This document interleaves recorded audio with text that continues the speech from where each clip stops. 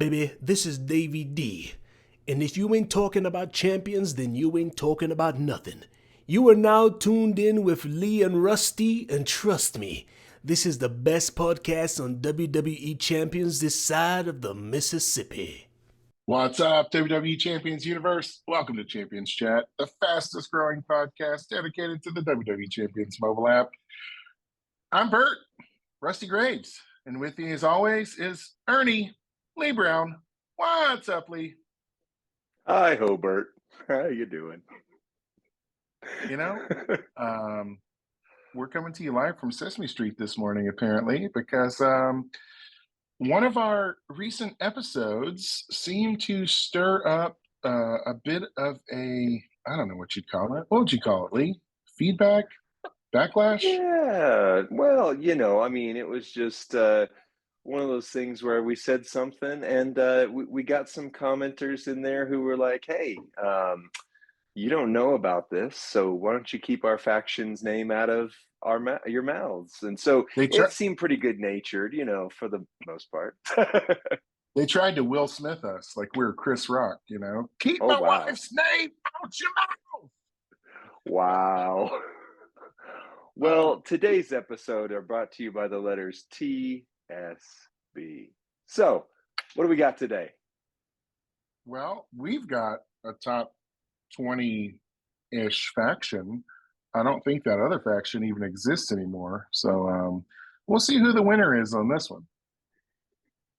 It's all in good-natured fun, unless you want to get angry in the comments section, because hey, it drives engagement. We'll see what happens here. I love it. You've made it when you have haters, right? And we're trying not to be haters. We're just trying to have fun and poke some good-natured ribbing at the whole thing. So we never even really talked like factions and faction stuff and kind of the game outside of the game before, but apparently that's a really great way to drive new views and new viewers, is to mention certain top 10 factions by name.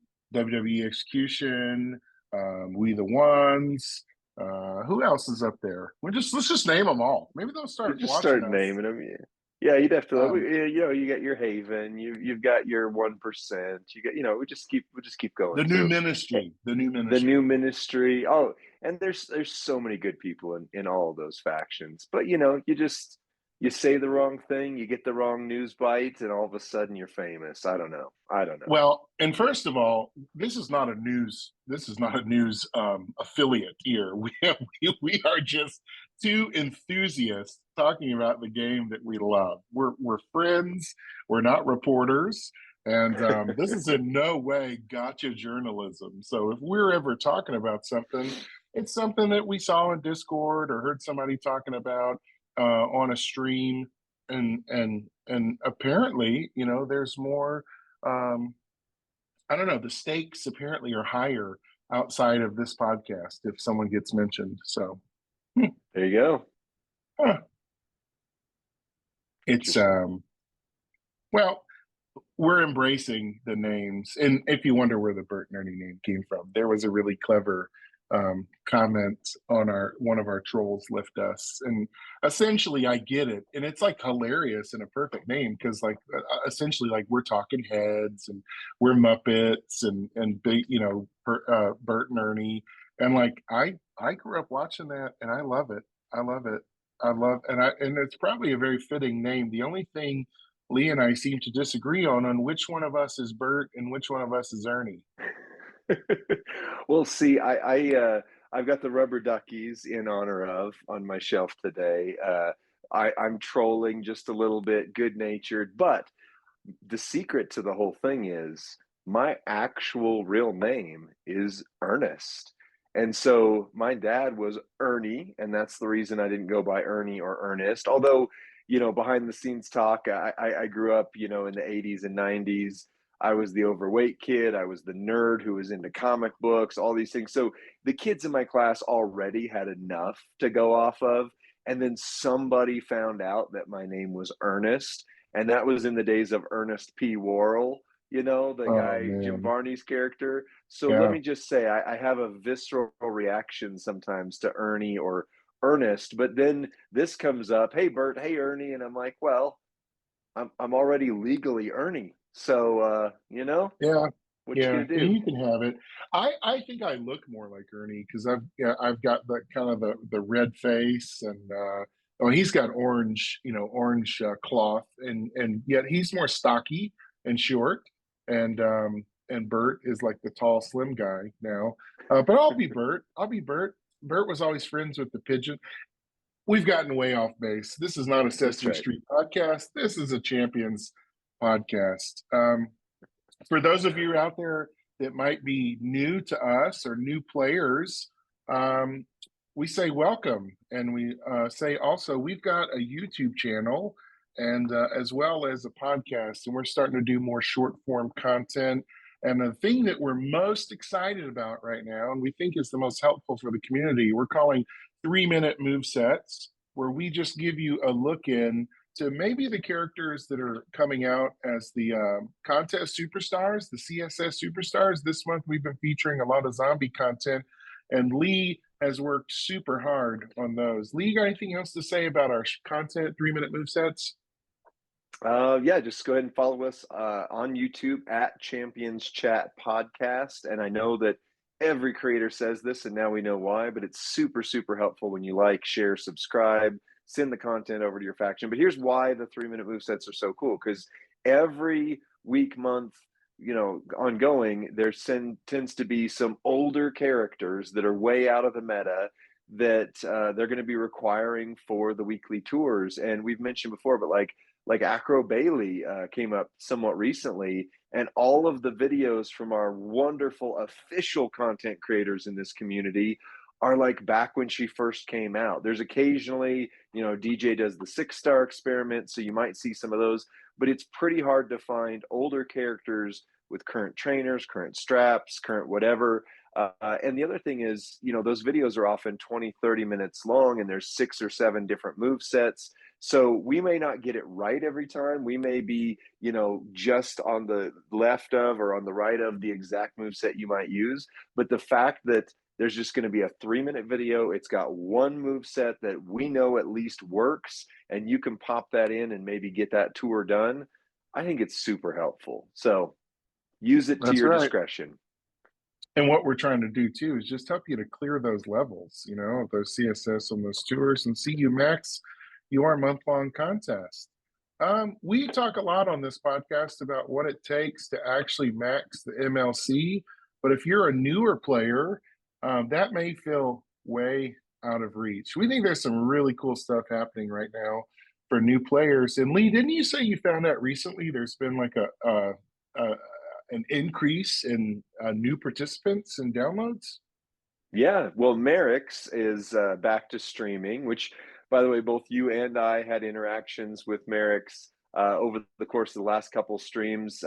He said he'll be on the podcast at some point. We're just making it work. But yeah, he mentioned on his streams that Scopely told him, and he said he has no reason to believe that they're lying, that there is an influx of new players lately, which is great. Like, that is the lifeblood of the game. We talked last week about how, the big spenders are paying for this game. We are all riding on their waves, right? So as much as some people make fun of those or begrudge, I guess they don't make fun of them, they begrudge them because they wish they, had those rosters. And so we kind of troll out that way too. But the reality is, your other side of it is, if you don't have new lifeblood coming into the game, the shelf life is diminishing.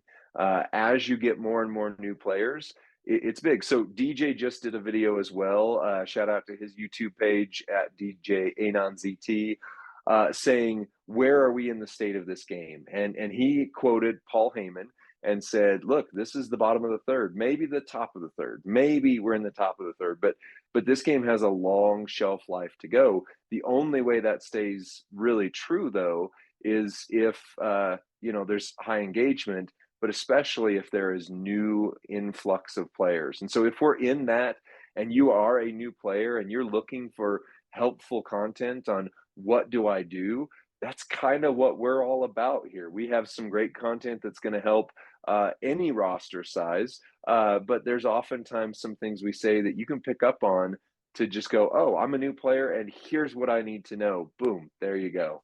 And we're starting to make some helpful videos too that are short, like call them hack the game. Like, how do I find those tricks and tips that get me ahead? So we're here for you. If you're new, we're for you.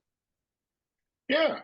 Um, it was really interesting watching Mirex's like free to play channel the other night, and he was showing like some of the offers in game, some of the 2-star care. I mean, gosh almighty, just I Terrible. mean, and yeah, and so we're hoping, at least I'm hoping, I'll speak for myself, not the royal we, the collective, but I think there needs to be some sort of fast pass to help new players get to league, I don't know, 7 at least, to where they can join a faction straight out of the gate, to where they can do expeditions, to where they can actually access the economy of the game right away. In my opinion, Yeah. that's the best $20 you could ever spend if you're a new player. Like if you had some sort of fast pass to league up or to basically, you know,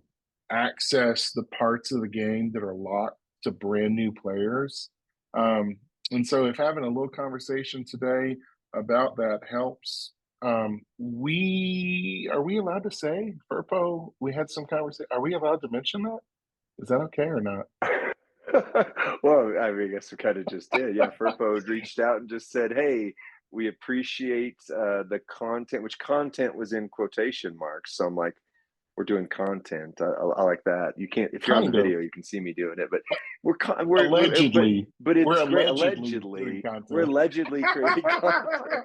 No, I appreciate that. That's, I mean, you talk about, we've been doing this, low tech. I mean, this is the highest tech we've been, and we're still on AirPods for now. And I got my iPad that doesn't have the best camera, and all those kind of things. It's been low tech from the beginning because we have no connection to Scopely. We're not being paid. We're not official content creators, although hashtag make champions official and all that.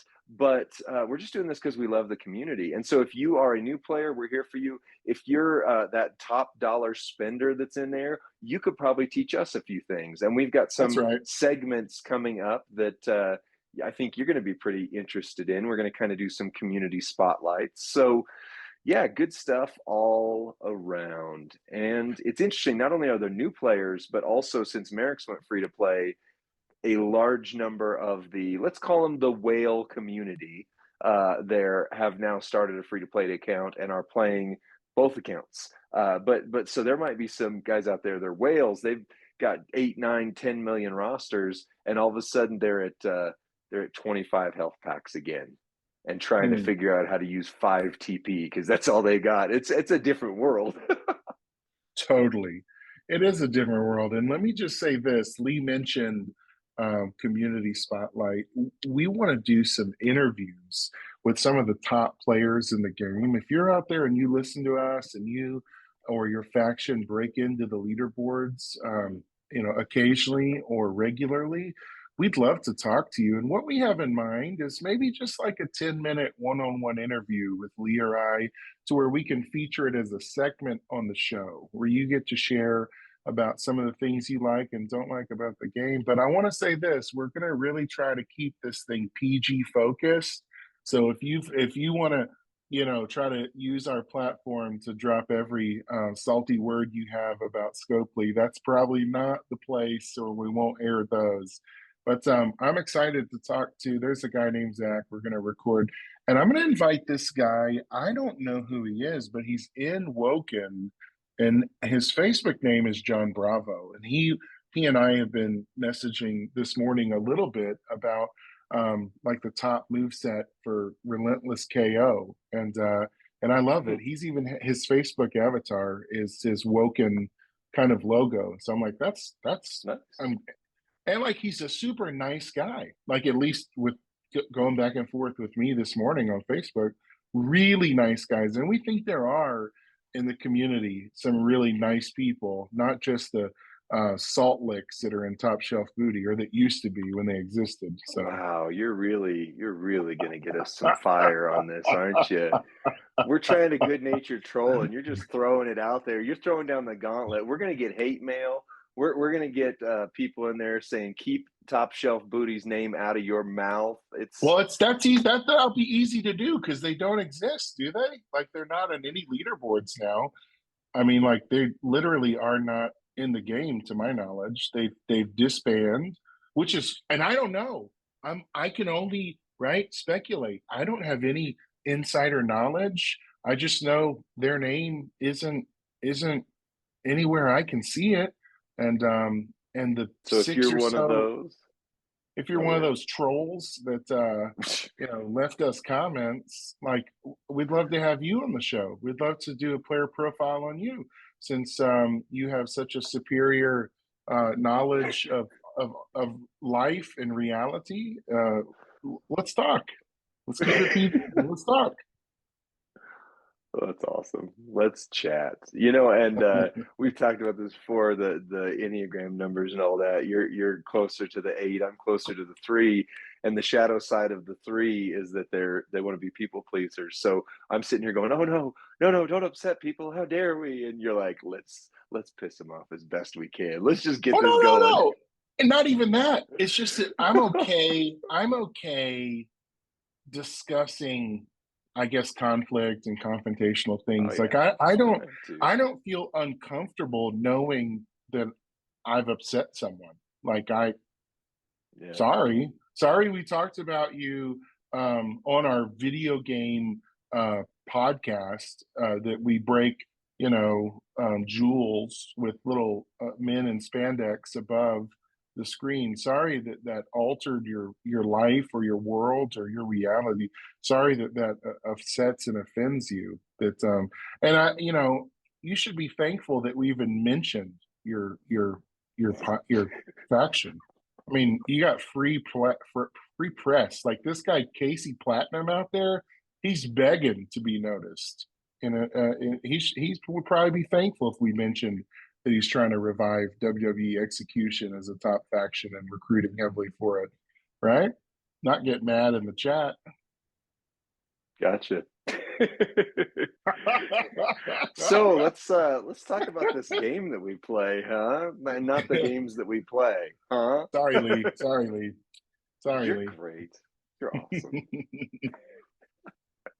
Hey, we're coming up on Grant Camping Day. It's 2 days away, October 28th. Should be a national holiday. Should be an international holiday. What in the heck is Grant Camping Day, Lee?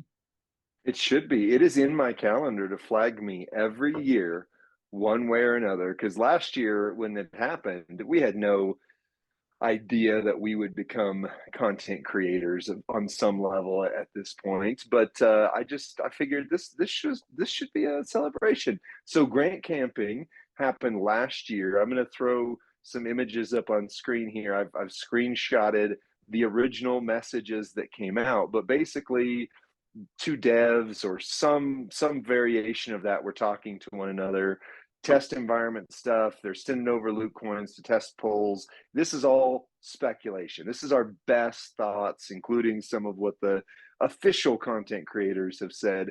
But one way or another, somebody hit reply all and sent every person in the community, every person in the game, 80 polls on the Heartless Kid debut loot. And there was a lot of people who tested it out and started new accounts. In fact, I know you're not supposed to do this. I know several people who started 6, 7, 8, 9 new accounts and kept pulling until they got the characters they wanted. And then they started using that as their alternate account. Like if they hit big on one of the accounts, because even if you open a new account, it had it there. So my quick story from it was, we are sitting watching a movie and I'm playing the game passively. That's, there's a lot of content you can do and just kind of play it passively. We're watching the movie with our family, and this message comes across, and it's got the 80 things, and it's very clearly not an intended message, because it's like, LOL, here's the rest of them, something like that, and it's very like not professional speak. It's like what you and I would talk just buddy to buddy in a text message. And so I like freak out suddenly. My wife pauses the movie. She's like, "What's going on?" I'm like, "Oh my gosh, oh my gosh, bro, I got to send this to my faction." Oh, and so I send out to the Black Pearl, like, everyone, go now, do these pulls before they figure this out. And yeah, you got 80, so you got 2 mega pulls on that loot. And so Scopely then has a PR mess on their hands, at least in some way. Somebody, either Merrick's or DJ, did the math, and literally this was millions of dollars worth of pulls. Of course, it's invisible, imaginary money. It's not real, right? They just sent out bits of data on a game that doesn't have real world impact. But this is, lots and lots of money that they sent out theoretically with that. And so I did mine. My son did his. My daughter was playing the game at the time. She did hers. And then my wife opened an account and did her 80 pulls, because it was like, well, if you hit something big, maybe you'll start playing, right? And yeah, my son got Zombie Edge, which up until about a week ago, I was so jealous of that I couldn't even stand it. My daughter got Acro Zombie Undertaker. Both of them got Acro HBK, and I had been chasing him forever. In fact, I remember when you came back to the game, there was a Hogan event where you needed Hollywood, and I was like, I would gladly trade you my Hollywood for your Acro HBK, because I just don't have him, and I was so mad. And so you have that, and then maybe 3 hours, something like that later, Scopely sent out a very nicely worded official response that basically said, we're going to let everybody keep these polls. Happy Grant camping, right? And the message was sent to Grant camping, whatever that meant. Grant was camping, and that's why they had to do these dev things behind the scenes. Like, I don't know. But yeah, so Grant camping is an international holiday for all Champions players, October 28th. It's on the calendar. It's on my reminders app every single year that it is Saturday, October 28th is Grant Camping Day. Wow. Thoughts? I immediately go to the dream that they would do it again in honor of the original. And yet, and also a couple of questions came up as you were sharing about, like, of these zombies that we're chasing and wanting and that they're even selling now, how many of them are even still, relevant and desirable and maybe even say top tier?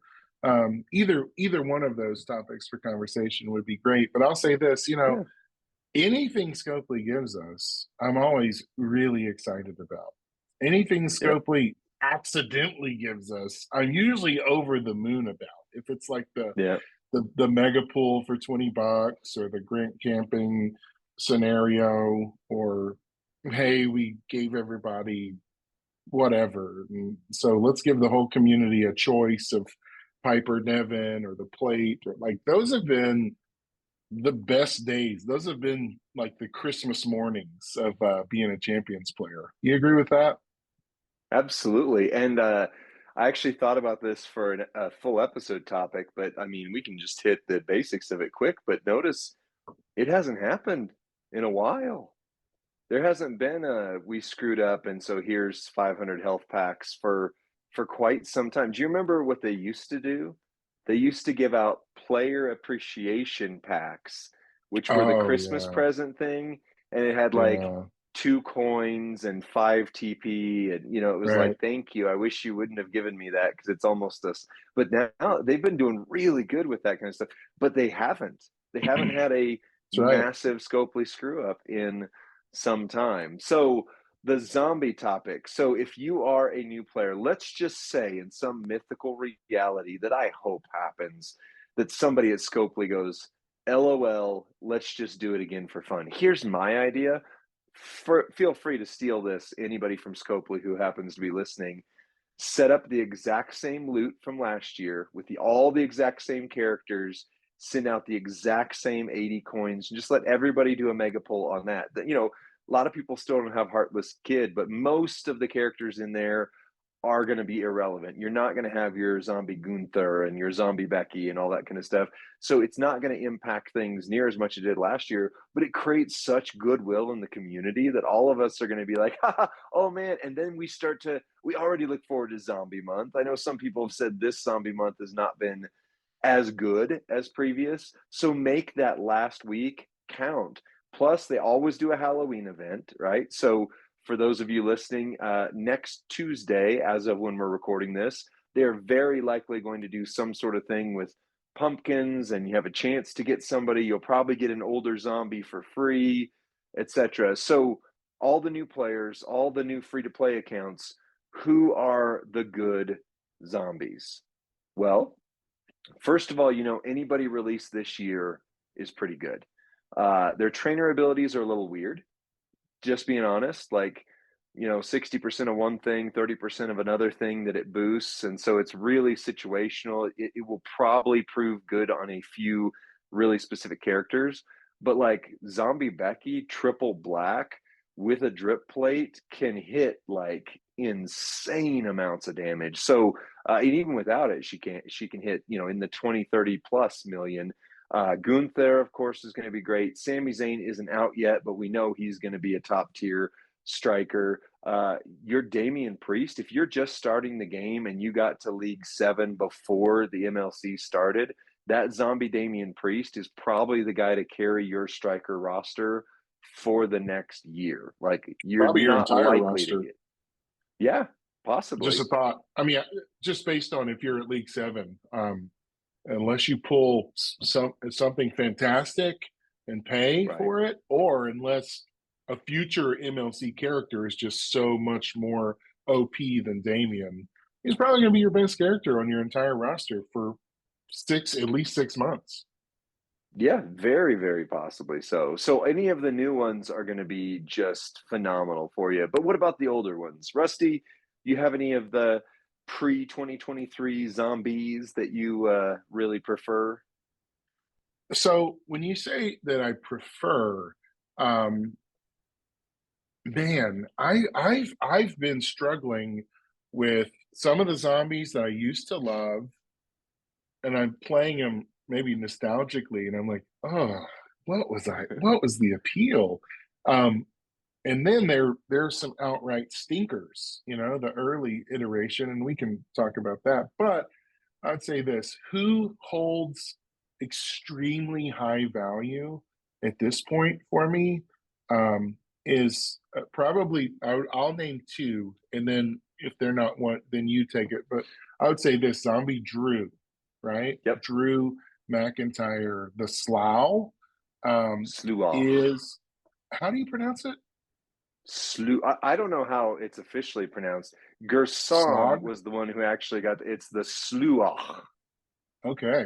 It's, but his trainer ability, right? So if you have him, you need to be taking him to 5-star gold. You need to be taking him to 21K talent, because he is going to give your purple gem 12,000 more damage. And like he's a staple in the game now. He's not going to be your best striker. He's not even as good as Zombie Damian Priest.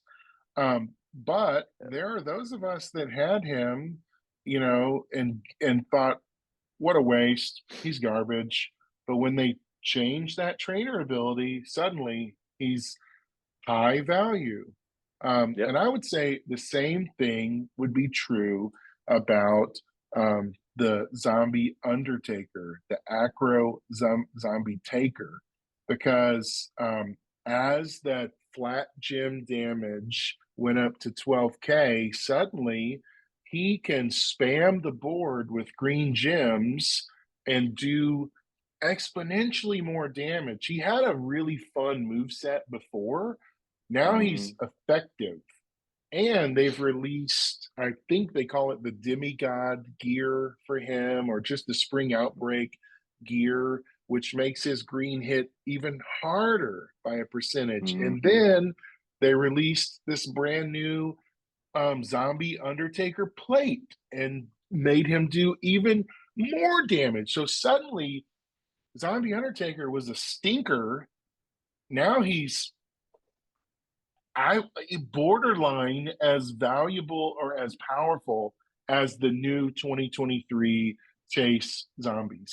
He's bumping up against it with what he can do now. Yeah, if you have all the tips and tricks, absolutely. And that's one of the things we've said on this podcast for a while. The reason tier lists are dead, the reason why it was so helpful to have Haven's list or Bat's list years ago is because we didn't know, and it was basically a one-to-one comparison. Is this character good? Yes or no.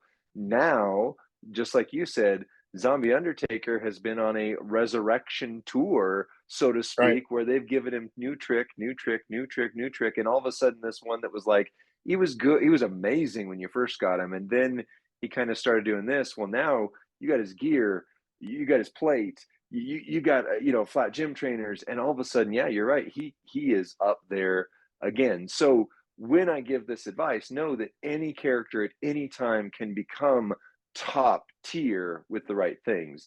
That being said, I highly, highly doubt, unless Scopely just takes on a special project for this, Zombie AJ, Zombie Shinsuke, Zombie Sasha, some of these, Zombie KO, Zombie They're Finn Balor, stinkers.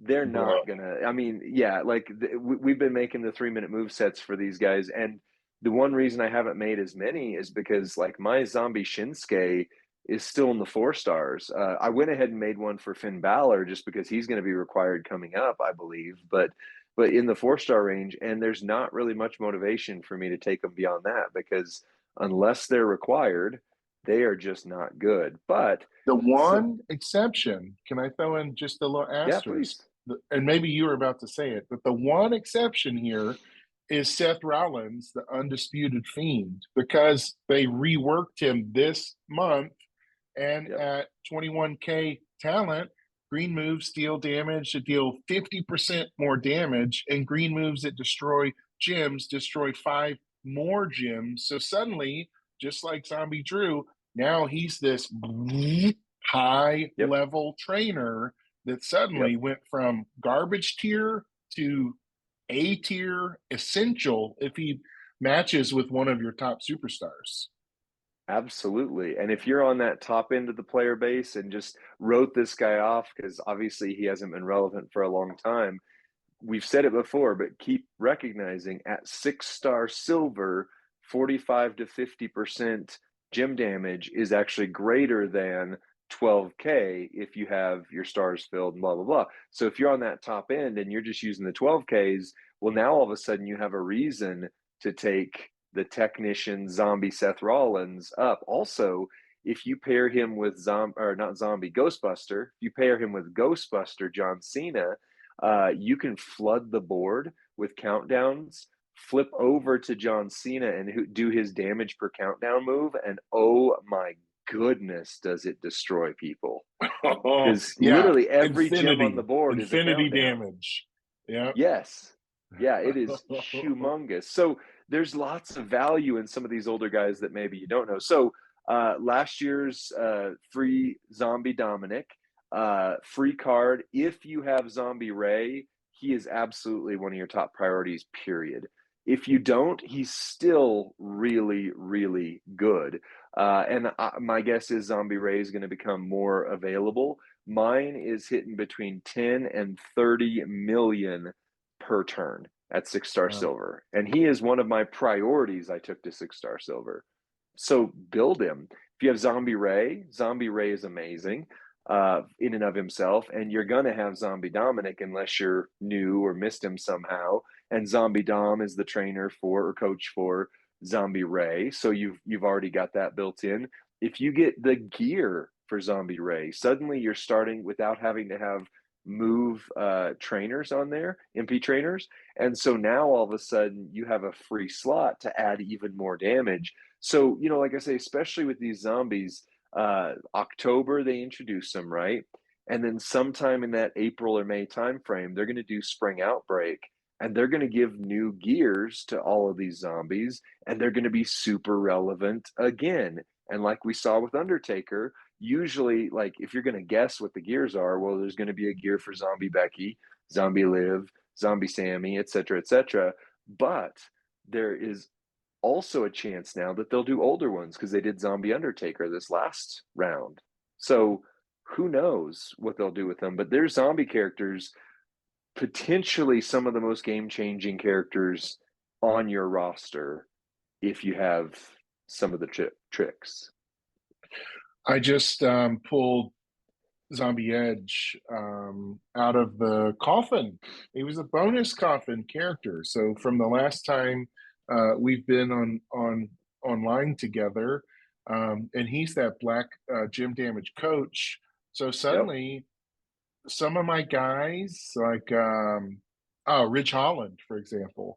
Now Ridge went from kind of A minus tier, B plus tier, even at 6-star, because I don't have a Titan plate on Ridge, but I'm now at 9. I'm at 9 plate coins, so Ooh. I will get my 10th plate coin, assuming I max the upcoming MLC. And I'm fingers crossed that Titan plate will be back in the store, because now that I have Zombie Edge as that on that black gym damage coach, and I've got King Shinsuke as the black damage trainer, and I've got Ridge worked up to 6-star, and then all I need, that final piece of going from good to elite, is that Titan plate.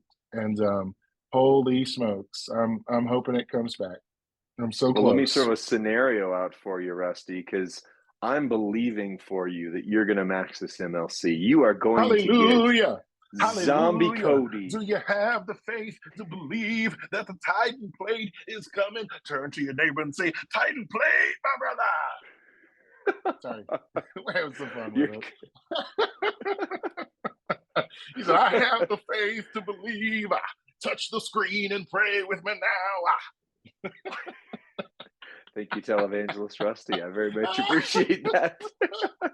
We're all over the place. Oh, so you're going to get your Zombie Cody. I'm believing that for you. I believe you're going to get it. Touch the screen and say, Zombie Cody. He's coming. He's right on time. And here's what you're going to do with your new Titan plate. You're not going to give it to Ridge. You're going to put it on Zombie Cody alongside the Sheriff's badge. Yellow, red is your move set. Here's a 3-minute move set for Zombie Cody. On the bottom, you're putting the yellow Create Blast Gems. You're putting Showboat JBL in there as one of the trainers. You're doing your yellow MP Coach Kofi. And then you're going to proc that Titan plate. And then you're going to create all these yellow gems. And all of a sudden, you're going to refill your moves flawlessly. And he's going to hit for about 26 million at 6-star bronze. I believe in dreams. And that would be, I wish I had an organ to play in the background, because I would just be, I'd be dancing. That sounds like my dream come true. That is my Cody dream. That is me finishing the story, if I could get that going on. And I do have the Sheriff's plate, so I'm there. I am on pace with the Cody shards. I am on pace. I'm behind pace on the MLC chase, but we'll see how I get there. Ooh, really? Yeah. I'm 100K ahead. I didn't buy that first week of Damian Priest, the Evo coins, from the prize wall. I don't know what the heck I was thinking. It just slipped my head. I didn't pick them up. So Gotcha. Yeah, that's a good move. That's a pro tip right there. They'd never put them out the first day or two because they want you to spend money instead on upgrading them. But you get that on the prize wall. You get that pack that has the Evo tokens for your free character. They'll put them out about 4 days into the MLC, and then they're out from there. Buy that. That is your week 1 buy, because then you can usually take them all the way to 3-star, give or take, within the first week, even without spending. And then you go from there. And like right now, we have 1 more full week of the MLC and half a week left of this one. Mine's at 5-star bronze, and I did not spend to get him there. I spent on other things, on pulls, but I did not spend to do the jump start or those kind of things with him. Actually, no, you know what? I'm wrong. I did. I did, because somebody actually sponsored me to get the 3-star pack. So I apologize, I'm wrong. I did actually jumpstart him to 3-star, but I would at least have him 4-star gold, even without spending, by doing that. I've got him at 4-star gold. I missed out on week 1 of the Evo tokens, but let me say this.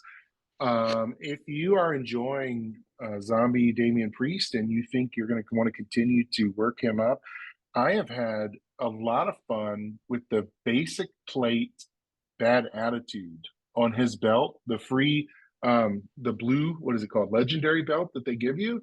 Man, Yeah. that thing is popping off, refilling, get 3 black MP, right? Every time you break 3 or more blue gems. And he's just a recycle machine right now with that bad attitude plate. It's really nice. Nice. Yeah. I like that. So where are we going next, Rusty? Well, let me say this. Any more zombies that are just like, hey man, you got to work this guy up. He's probably not going to be your best superstar, but his trainer ability, or here's something you haven't considered with him that you can do with him. But are there any sleeper zombies out there? Well, yeah, let me just do some names real quick. So the top guy on my roster, period, by talent is Zombie Dragons Ricky Steamboat. He is phenomenal. He's not the top, obviously, but he is really, really good. Super great in boss battle, purple gem things. Super great for color clash, etc., etc. Zombie Dom, if you have Zombie Ray, he needs to be a 6-star silver move for you, and ASAP. Triple yellow with Zombie Ray. He'll hit between 10 and 26 million, because it depends on how many gems the player breaks. And now, of course, with Zombie Ray and with Zombie Dom, if they get pinned when their countdowns go off, you've lost. I mean, you haven't lost, but you've lost all the momentum. It messes you up. Zombie Bobby Lashley, not as relevant, but you got his gear, you got the Bulldog bracers on him. He can still hit pretty good. Zombie Drew and Zombie Edge, absolutely you want to have to 5-star gold as quickly as you possibly can for their abilities. Zombie Rock and Zombie Austin are still your stun lock machines. And so you, especially with Austin, because he reloads a little more flawlessly than Rock, but General's Order plate on Rock, it's time plate on Austin, and they pretty well recharge flawlessly, and you'll stun lock anybody. So you just never lose. So if they're required in a tour, if they're required for a zombie requirement, you can literally beat anyone. It just might take a half an hour. Your Zombie Mankind is really good. I actually got him out of a bag. It's the second time in the entire game in 6 years that I've gotten a character from a bag. He is still pretty relevant. Same with Zombie Undertaker, Zombie Priest. And then you've got some of these guys that should be good, but aren't going to get you as far as you think. So Zombie Roman, Noble January from the game was the first one to call it out for me, because I didn't have him until a few weeks ago, that he should be a lot better than he is, and he's just not great. Zombie Triple H, we've all experienced, if you've got him and you're trying to run him through things right now, he's kind of not as good anymore. You know, even with all of his tricks, he's got some limitations. He's and like then you've me. got He's strong, but he's old and slow. And it takes a really long time for him to recharge. That's right. So. Yeah. Oh, and then you got your Zombie John Cena, who's still in that good. And then there's just the fodder category. You know, Shinsuke, Jeff Hardy, you know, your AJ, your Finn Balor, your KO, your Brock Lesnar, Charlotte, even though she can have some tricks. Goldie would argue with me on that, but really just past their expiration date by quite some time. So, and then if you're lucky and you've got Randy Orton or Shawn Michaels, Hulk Hogan, those guys can really still go with certain setups. So yeah, don't overlook your zombies. They are potentially one of the most game-changing features in the entire game. And the only thing I would add to that is that Zombie Rock is actually my best rock for rock requirements. And so he holds value that I wish he didn't. Like, I wish I didn't have to use him so much, but there are times where it's like, he's so much better than Rocky Maivia or the Showboat, like the initial Free Rock. Those guys just are terrible. So there's times where you got to use Zombie Rock when to meet those rock requirements. Yep, that's all I say about that. Yep, agreed. Agreed. They can be game changers in a pinch for you too. Rock requirements. Zombie Mankind is now my best mankind. Maybe him or mutant, but yeah. Either way, they have lots of utility on here. So, and I'm excited to see what happens with Zombie Sammy and whoever our final zombie is. Which, by the way, you and we guessed at the start of this MLC, and we'll revisit this next week a little bit, but we are pretty well hitting. I think Zombie Live is the only one that we didn't either make as a clear pick or at least as a call out on our predictions. Zombie Live's the only one that surprised us so far. So we're doing pretty good. Doing pretty good. Yeah, I'm still holding on hope for Zombie Paul Heyman. I think that would be so great. I don't want to see him as a regular superstar, but I think on a zombie, he would be a lot of fun. Well, Lee, we are just a few days away from heading back to the kingdom of Saudi Arabia for what is now a pretty big show, a premium live event that affects people in multiple time zones and continents. Crown Jewel. It's going to be Saturday, November 4th. And if I remember right, it'll be coming on about 8 a.m. West Coast, somewhere around 10, 11 a.m. East Coast. And so it's kind of a fun Saturday morning PLE. But we've got a card that we're going to talk through. And you have any thoughts on Crown Jewel before we go over this card? Yeah, I mean, we talked about it last time, but the Saudi Public Investment Fund, the Crown Prince, who have made these happen, have pretty well asked for or kind of orchestrated so that these are on some levels more than glorified house shows, but getting closer and closer to where these are like WrestleMania level events for that. Like it's like the B version of WrestleMania. And I mean, you can see it. And one thing that in particular I thought was interesting, there was a report that came out that this will be the first Crown Jewel that Brock Lesnar has not been a part of.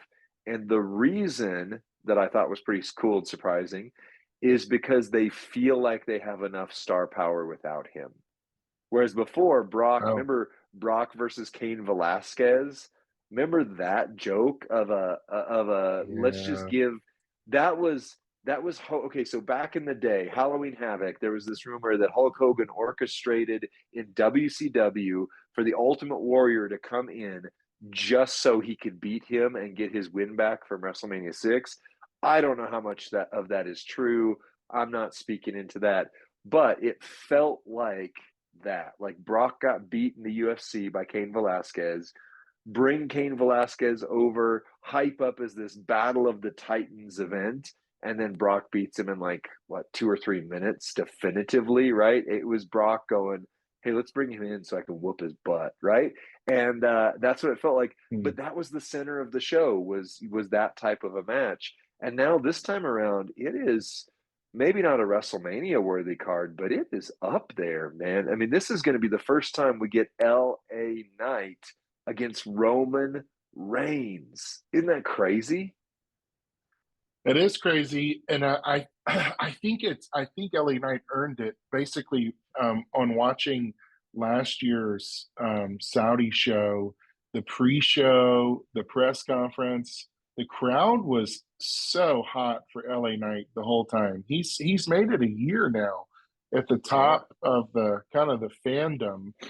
So I think he's really earned it. I think he's selling merch like crazy. I think he's got a following that is faithful. They love chanting his name and his in the arena. Yeah. And I still think he's a clunky wrestler. Like I don't. I mean, he's a heck of an entertainer. I would love to see him behind the announce desk at some point. I think he's infinitely better than Wade Barrett or some of the other former wrestlers in the announce desk. But the guy just looks like a like a baby deer that just learned to walk in the ring. He just moves around, he stumbles, he wears those weird Timberland boots, and it's like my son has some little boots like that, and he has a hard time walking in them. That's how LA Knight wrestles. So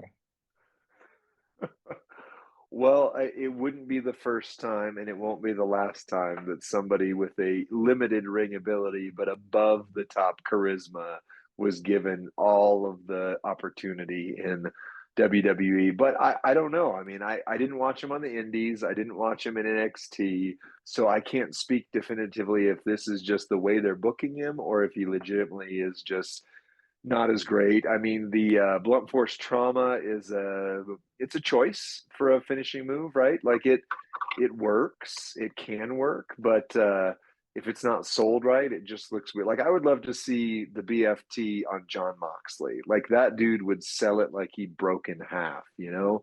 But either way, yeah, if you watched the SmackDown recently where LA Knight was actually in the ring with Roman Reigns, the most amazing thing to me, again, I said it before, is he didn't just hold his own, he belonged there and he owned that segment. Like there was no question that that was LA Knight's segment, not Roman Reigns's. So true, you've got those true. type level cards. You got Logan Paul is going to defeat Rey Mysterio for the U.S. Championship. You've got some things to talk about on this. So why don't we go down the card and I want to hear some Well, predictions. okay, so unless I'm wrong, there's actually only 4 matches that have been announced, which means the rest of the card is still being announced this week on SmackDown and next week on Raw. So there is actually still, as I look Not at next the week on Raw if calendar, it's Saturday. no, it's not. It's not the 28th. I was wrong. It's 1 week away still. It's November Oh, 4th. So okay. this is the 26th. Okay. So actually, we don't have to do predictions yet. We can do that on next week's show. But I wonder about this, and I think this is something worth talking about. We've talked about it with our pal Iron Sheik 84 as well. The international presence of women and women's wrestling, especially in Saudi Arabia, they are going to have more women in the ring than they ever have with this fatal 5-way. Rhea Ripley, Nia Jax, Shayna Baszler, Raquel Rodriguez, and Zoe Stark. They're going to be dressed head to toe, I'm guessing, in the Yep. NASCAR driver suits. Is this a win for women's representation on the international stage, or any thoughts on that? Yeah, when Crown Jewel first came about, part of the pushback from certain large portion of the audience, let's just say, was that this is a country that has historically had different views on women and not very favorable in a lot of people's eyes. And WWE used this phrase, they were on the forefront of change, which sounds like a lot of PR speak. It's like when Stephanie Mann invented women's wrestling a few years ago, and she came out and just said, like, I have made women's wrestling and now this is a thing. And you're like, oh, way to way to dismiss every female that's ever been in this sport across literally the last 100 years. But the forefront Such a of McMahon statement. change, right? So over the top. Yeah, and everybody kind of mocked him for that. Like, yeah, you guys are really just looking for a paycheck. This is a paycheck play, which I still think it probably was, but the reality is they were the first. Lacey Evans versus Natalia was the first women's wrestling match in the Kingdom of Saudi Arabia ever. That did break ground. And now you've gone from that to where more and more of the card is becoming these women's matches. And so whether this really was some highly benevolent move from one of the three McMahons, and we'll just throw a dart to see which one it hits, or whether it was just a cash grab, it did end up working. So good on them, I guess. I think they put talent in this match to put on a show. I think this is going to be a spectacle to have Yeah, a five-way match with ladies. I anticipate it's not been announced yet, but I anticipate this is going to be some kind of TLC rules or no holds barred, no DQ match.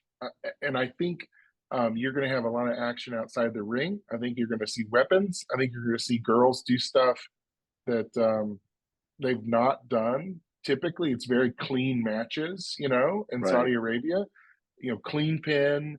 I think there's going to be a controversial finish somehow with this, and that they're going to want it to be talked about on the Yep. international stage. Now, I don't think in any way will it be inappropriate or immodest or dishonoring to the culture of the Saudis. So I don't think that's the angle they're going to go for. I think they're going to highlight athleticism, and that's why they brought Raquel and Zoe into this. I think they're going to highlight feats of strength. I think they're going to do Yep. some things off the top rope. I think they're going to do some, like what we always see, like the triple suplex off the top, like the entire unit, flies off together and Yep. choreography. I think we're going to see some big spots outside the ring. And the girl I'm most excited about watching in this match is Zoe Stark. I've really been impressed with her in ring. I don't know, just her persona, right? She's just a brawler. She goes after people like a bulldog. She Yeah. doesn't back down from a fight. I like her. I like what she's doing in the ring. I think she's going to be the one to surprise us. I don't think she's going over or winning this, but I think she's going No. to be the one that we go, whoa, what a match Zoe Stark put on. Absolutely. And I think you said I don't know that it's going to be a highlight of athleticism in the acrobatic sense. Certainly not from a couple of the people that are in that match, but I do think it's going to be a display of power. You got Yeah. Raquel, you got Naya, and you've got the world's champion mommy in there. I think they're going to have like a hoss fight, like a real like clash of the mega titans, Godzilla and Mecha Godzilla, against each other kind of feel. And I do think that moves the opinions of women's wrestling forward, because if they just did a big acrobatic show, it's like, oh yeah, these girls are a spectacle in that sense. But you're putting them in the place of, where Vince used to book Andre the Giant, where he used to book Omos, where I know I'm going to start getting into some names that aren't as favorable, like Giant Gonzalez and stuff like that. But those were his spectacle matches, right? He put Undertaker versus Giant Gonzalez, not because Gonzalez was a great wrestler, but because that was would you look at the size of that ham hock, right? That was the big one. And that's the position on the card that I think this women's match has. And that's an amazing thing. That is a great thing for representation, to say like the power match, the one with the muscles, the one with the hard hits, it's the females. Yeah. Look at that. I do think that moves the ball forward. Yeah, they're moving away from the persona that women are delicate, Yeah. and I think they're emphasizing that women are also powerful. I think that's the message that we're going to see, that girls can do powerful things and be powerful. And I think this is going to be a weapons match. I really think, unless I'm just getting it wrong, unless I'm misunderstanding the Saudi audience, those guys seem to go berserk for tables or kendo sticks, right. or I mean, it's almost like they, from what I've seen when Brock and Roman went through the cage and the cage collapsed, it was a spectacle in that arena. It was huge. It was wildly received, like enthusiastically celebrated. And the American audience is going, what? This sucks. was a stupid finish.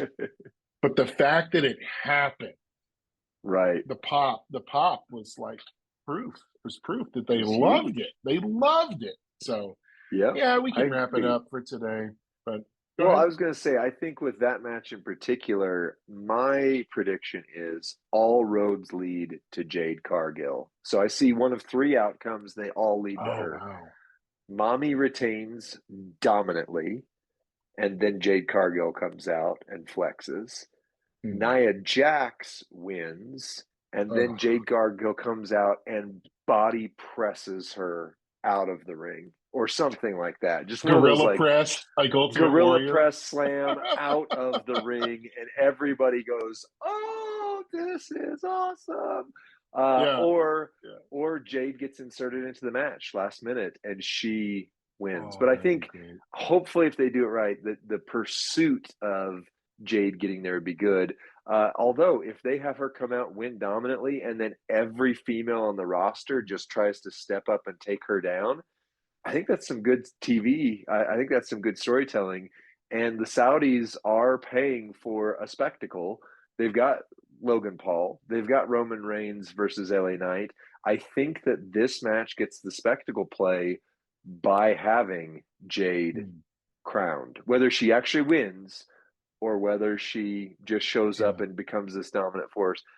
I might be wrong, and maybe they take her to NXT first because they have been showing her there a lot too. But if I'm booking this, and if Triple H seems to be booking her dominantly, I think she above everybody else walks away the one we talk about that Saturday. So I there's not a place yet for Judgment Day really in this match. I mean, in this card. Um, Let me ask you this. Is it possible, as a wrestling fan, I'm going to ask you a loaded question. Is it possible that creative would actually allow Cody Rhodes to win the Money in the Bank briefcase from Damian Priest? well, I would say I hope not because of Cody, but because there's a precedent. They have done it before, right? There was Otis who won Money in the Bank, and then Miz won Money in the Bank from them. But to me, Money in the Bank should never be treated like a title that someone else Mm. can take. But there is this how do we get to Cody and Roman going on? And they've teased it already, which you said on the last episode is way earlier than we've ever seen them start the road to WrestleMania before, unless you count once in a lifetime Rock and John Cena, and then twice in a lifetime Rock and John Cena, right? They normally don't book it that far in advance. But that we do have to figure out how to get to Cody and Roman, and certainly the Money in the Bank briefcase would be one way to do it. And if Damian gets cheated out of the Money in the Bank briefcase, with Otis, they just basically said, okay, sit down, son. You've done what we needed you to do. Hopefully, you find some other avenue in the future here, right? With Damian, if they did legitimately take it from him, it would be super cool to make that redemption arc story out of him. Maybe that's what brings him either the not the bloodline, the Judgment Day back to the forefront of things, or even just Damian Priest on his own, where he's got a chip on his shoulder. He's got something to prove. He was cheated. He was robbed out of this. But does Cody need the Money in the Bank briefcase to get to Roman? I don't think so. But you do have Damian Priest as this big question mark because the world title doesn't seem to be going anywhere. He doesn't seem to be chasing Seth, at least right now. He doesn't seem to be chasing Roman. So he's kind of a question mark over both. But where are they going to pull the trigger? Like, if they don't start building something up, it's either going to be completely out of nowhere or they're going to make an entire storyline where it's just the redemption of Damian Priest. If I was a little boy playing with my wrestling toys and creating this scenario, I would have Cody, this is me playing with the toys. Cody would win the Money in the Bank briefcase from Priest at Crown Jewel, so that it's a high stakes event, And then, are you ready for this? And these are just my toys, right? I'm just playing. Then with the Money in the Bank briefcase, he would stalk Roman in the rafters like old Sting. It would Wow. pan to him up in the top, and he would just be holding the briefcase and looking down at Roman from above and like pointing to it, like, I'm coming for you. I'm coming. I'm going to finish the story. You don't know when. You don't know when it's going to happen. I could, now the WWE will probably never, ever, ever put anyone in the rafters ever again. So Right. this is just me, a little boy True. playing with the toys, right? But how incredible would it be if Roman had to watch his back, and maybe it won't be WrestleMania. Maybe it won't be. Maybe he won't have time to prepare, and that bell could ring any second, right? That would be Ooh, incredible. That would I be like incredible. I like the idea of the bell. That would be a really good like Pavlovian cue to where like Roman's doing a interview segment and the bell rings and Cody stands there with the and he like maybe teases handing it in and then he kind of walks away and Oh then week man. after week they just ding and Roman like mid promo just stops and starts to sweat and looks around. I was actually going to ask you when you were on the Sting in the Rafters piece though, do they then I don't know. Thinking of Sting, do they give Cody Rhodes face paint? Do they give him some maybe he could put his hands together and make a symbol of some kind. I don't know, like something very iconic, like a star or something. Here's what we need. Here's what we need. We need the WWE Universe to be introduced to Pharaoh, Cody's white husky. He needs to Okay. be Pharaoh needs to come out and I don't know, man. Cody's holding him back, and he's snarling towards Roman, right? Or he's Pharaoh shows up in different places, indicating that Cody's there. Like that would be incredible. Roman's in his locker room and hears a scratch at the door. He opens the door, and it's Cody's white Siberian husky dog, right? And he's like, Just "What sitting is there this?" growling. Yeah, just mind games in it. I would love it. Oh, I do like I would that. love it. I like that. Yeah. I don't Well, know. Cody versus Roman. That's the end game one way or another. So I'd love to see how they get there. Yeah, take us out, Lee. All right. Well, thank you, WWE Universe, for joining us today. No matter what faction you're in, no matter what level of player you are, we appreciate you. We enjoy being a community with you, and it is an honor to smash gems together.